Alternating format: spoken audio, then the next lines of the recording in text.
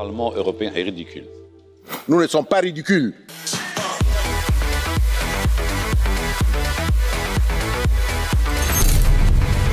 La parola al Presidente della Commissione europea, Jean-Claude Juncker.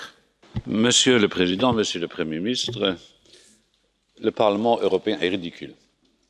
Très ridicule. Je salue ceux qui se sont donné la peine d'être en salle. Mais le fait qu'une trentaine de députés assis à ce débat démontre à suffisance que le Parlement n'est pas sérieux. Et je voulais le dire aujourd'hui. Si M. Muscat était Mme Merkel, difficilement imaginable, ou M. Macron, plus imaginable, we would have a full house. The Parliament is totally ridiculous. I want to pay tribute. La prego, signor Presidente, di avere un atteggiamento più rispettoso nei confronti. Je vous en prie, Monsieur le Président. Vous pouvez critiquer le Parlement, mais ce n'est pas la Commission qui doit contrôler le Parlement, c'est le Parlement qui doit contrôler la Commission. Je vous en prie, s'il vous plaît. There are only few members in the plenary to control the Commission. You are ridiculous. I wanted to pay tribute to the Maltese. Signor Presidente, je vous en prie d'utiliser un langage différent. Nous ne sommes pas ridicules. Je vous en prie, s'il vous plaît. Je vous en prie. I will never again attend a meeting of this kind. Oi, amigos. Sou eu, a Bennett. Caros youtubers, caros utilizadores do Facebook, caros utilizadores do Instagram, caros utilizadores do Twitter. Vocês todos ouviram sobre a nova diretriz europeia, dos quais os mais famosos artigos são o artigo 11 e o artigo 13. O artigo 11 dessa diretriz europeia, muito simplificadamente, diz que se você compartilhar links, que você vai ter que pagar para isso. O artigo 13 é um artigo que diz que é requerido um upload filter, que é para filtrar tudo o que possa possivelmente ter direitos autorais. Ou seja, é assim que se, por exemplo, eu quiser fumar um cigarro durante o meu vídeo de YouTube para vocês e eu tirar um cigarro deste maço, que então a companhia Lucky Strikes tem a liberdade de processar, não a mim, mas ao YouTube. Desculpem a mudança de cenário, gente, mas eu gravei em alturas do dia diferentes. Por isso é que eu às vezes estou com o casaco de leopardo e às vezes estou com o casaco preto. Bom, quem começou esta bola de neve foi a CEO do YouTube, Susan Wojcicki, quando escreveu uma carta aberta ao público, comunicando que a partir de 2019 o YouTube, como nós o conhecemos, não seria mais possível na Europa. O que é que o artigo 13 diz exatamente? O artigo 13 exige o uso pela parte do YouTube de upload filters, que é para filtrar todo o conteúdo que possivelmente possa conter direitos autorais. Segundo o que os deputados do Parlamento Europeu dizem, para proteger os pequenos criadores. Essa lei confere a possibilidade aos pequenos criadores que se sentem feridos nos seus direitos autorais porque alguém utiliza material que eles produziram, possam processar não os criadores de conteúdo que fizeram o vídeo, mas o YouTube diretamente. Ou seja, isto significa por miúdos que qualquer pessoa que faça uma música, que faça uma foto, que faça um pequeno vídeo, que tenha feito um logotype, se isso for mostrado num vídeo que qualquer criador tenha feito, essa pessoa terá a possibilidade de processar a plataforma que mostra esse conteúdo.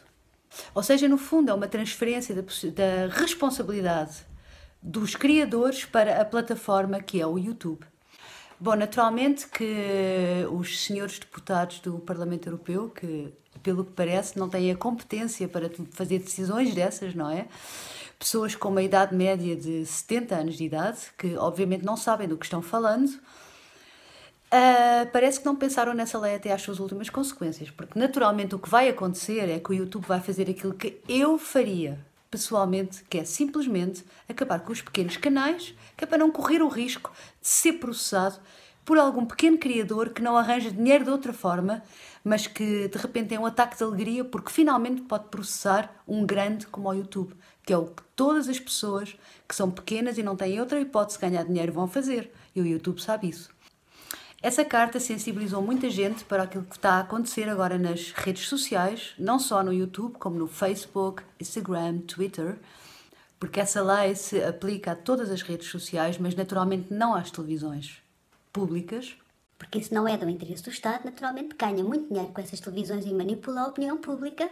E essa sensibilização está fazendo outras pessoas pensarem sobre isso. Porquê é que essa diretriz europeia não é tão assustadora como pessoas noutros continentes pensam? Porque uma diretriz europeia não é mais do que uma diretriz, não é uma lei.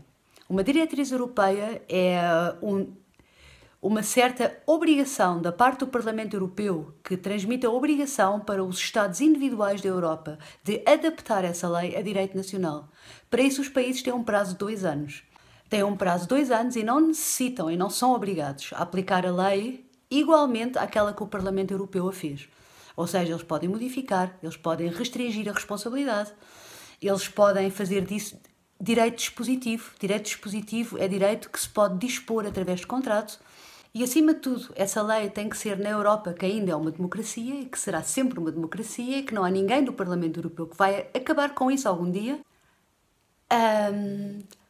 Uma lei tem que ser conforme aos direitos humanos, ou seja, tem que respeitar o direito de propriedade, tem que respeitar o direito de trabalho e tem que respeitar o direito de liberdade pessoal, de buscar informação e a liberdade de expressão. Como essa lei, como foi feita pelo Parlamento Europeu, não respeita esses artigos, acima de tudo como não respeita a liberdade de expressão e a liberdade de ir buscar informação, essa lei já em si, aos meus olhos, é ilegal. Naturalmente, também uma diretriz europeia pode ser revogada pelo povo, existem processos jurídicos para se fazer isso e essa lei está sendo tão discutida que eu acredito que isso irá acontecer. E eu não acredito que os países vão simplesmente aplicar essa lei um a um, por muitas razões. Primeiro, porque seria uma perda económica incalculável. Porque o YouTube naturalmente paga impostos na Europa e na altura em que todos os pequenos canais fossem desligados, o YouTube não ia ganhar nem 20% do dinheiro que ganha hoje em dia, ou seja, os impostos iriam se reduzir até esse montante. Muitos lugares de trabalho estariam ameaçados, ou seja, haveria muito mais desempregados na Europa, que é uma coisa que os países individuais não querem. E não nos podemos esquecer que isso pode ser transformado nos países individualmente em direito dispositivo. Ou seja, provavelmente os países irão dar a possibilidade ao YouTube de repassar a responsabilidade de volta para os pequenos criadores por contrato. O grande problema é que, naturalmente, os criadores dos pequenos canais são pessoas que normalmente não têm dinheiro para pagar indenizações. É por isso que o Parlamento Europeu está tentando fazer com que o YouTube assuma toda a responsabilidade. Isso se chama na Europa a impossibilidade financeira de fazer indenização. E por isso eles estão tentando passar para essa plataforma, não só para fazer o YouTube tomar toda a responsabilidade, para controlar a informação que é passada através do YouTube e através de todas as redes sociais. Isso, no fundo, começou por uma razão boa. Isso começou pelo facto de, pelo Facebook, como vocês sabem, há mais ou menos 3, 4 anos atrás, foram postas informações que eram fake e que, segundo o Parlamento Europeu, levaram à eleição de Trump, ao Brexit, e também levaram ao facto de muitas organizações terroristas se terem organizado através das redes sociais. E o Parlamento Europeu, naturalmente, espera com isso controlar as informações que passem pelas redes sociais. Isso, naturalmente, não passa de uma ilusão e não vai ser possível fazer isso através destes meios. E eu acredito que os países adaptem a lei individualmente de uma forma diferente do que aquela que o Parlamento Europeu até agora sugeriu e botou em vigor, e eu acredito ainda que essa diretriz europeia vai cair. Eu, como jurista, tenho a certeza que isso vai acontecer. No entanto, eu aconselho a todos os youtubers, a toda a gente que utiliza redes sociais, a se expressarem contra essa lei, que é para acelerar esse processo. E, de resto, só me resta também desejar isso, não é? Porque realmente, se a lei for posta em vigor um a um em cada Estado europeu, sem dúvida nenhuma que o YouTube europeu irá acabar. Grandes canais como o PewDiePie e outros canais vão simplesmente ser apagados porque o YouTube naturalmente nunca vai poder assumir uma responsabilidade dessas. É impossível, vocês podem imaginar, o YouTube a ser processado por milhões de pessoas porque alguém mostrou uma foto ou porque eu agora quero comer uma pastilha elástica, uma chewing gum, e tiro desta caixa e a firma Extra vai a correr processar o YouTube, porque naturalmente processar o YouTube pode ser uma coisa muitíssimo lucrativa. Ou seja, também não respeita as leis de cartel e por isso eu espero e tenho a fé absoluta que essa lei vai ser derrubada, mas naturalmente que isto é um apelo para todos os YouTubers, para todos os utilizadores de redes sociais, acima de tudo para o consumidor, porque esta lei iria vedar muita informação a que vocês deveriam ter acesso, porque é uma espécie de censura, não é? E a censura numa democracia é uma coisa inaceitável. Ou seja, gente, fica aqui o meu apelo como youtuber para vocês todos, para se expressarem contra essa lei. Façam barulho. Façam barulho, deem argumentos, porque eu tenho a certeza que esse processo com isso vai ser acelerado. De resto, a única coisa que podemos fazer agora é esperar que essa lei seja modificada, porque na Europa há imensos protestos. Há protestos tão grandes como eu nunca vi em nenhuma diretriz europeia. Gente, já houve muita diretriz europeia que foi derrubada porque o povo ficou tão revoltado com ela que ela acabou por ser modificada pelo Parlamento. E esta diretriz aqui está realmente fazendo um escândalo na Europa, que é uma coisa inacreditável. Só as cadeias de televisão é que estão contentes com isso, naturalmente, porque a lei não se aplica a elas.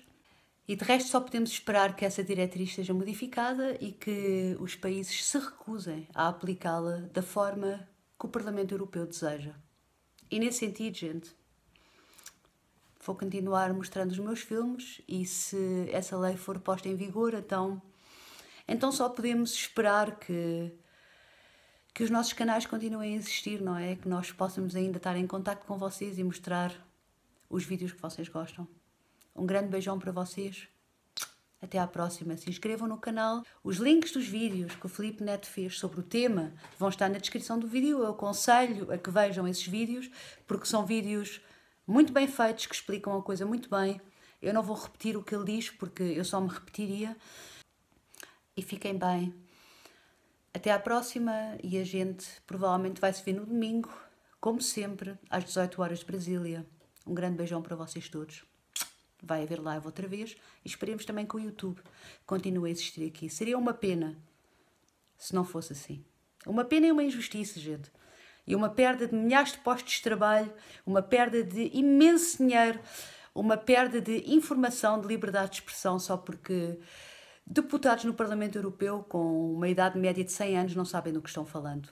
Como o Filipe Neto diz, pessoas que, quando a internet começou a existir, já tinham quase 40 anos. Realmente não têm competência e não têm conhecimento de causa para tomar uma decisão dessas. Um beijão e até à próxima.